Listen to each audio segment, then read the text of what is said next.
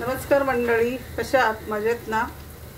छान पाऊस पडतोय आणि मी आता मिसळ पाव बनवते। इकडे कांदा परतायला ठेवलाय, छान लाल झालाय आणि आता टोमॅटो पुरी टाकली आहे त्याच्यामध्ये मस्त अशी।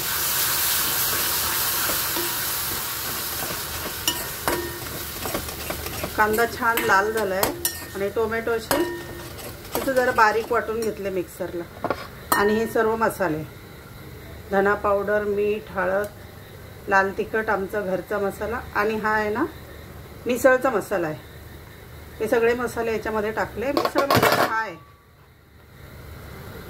हा मी बाहेरून आणलाय मिसळ मसाला। बघूया, पहिल्यांदा टेस्ट केली कसा लागतोय।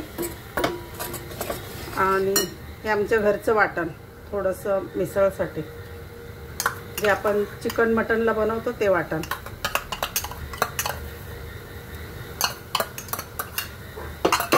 हे वाटण असं मसाला असं छान परतला, छान असं लाल झाला ना,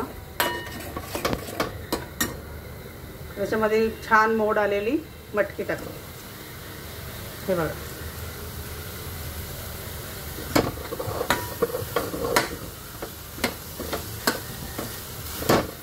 आणि हवं तेवढं पाणी टाकू शकता तरी येईपर्यंत, तुम्हाला हवंय तेवढं।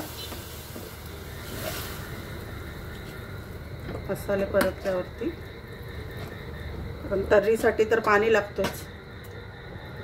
हे बघा, आणि इकडे सगळे आमची अशी पाव वगैरे आणून ठेवलेत, कांदा छान कापून ठेवलाय आणि आता मिसळ पावची तयारी झाली आहे आमची।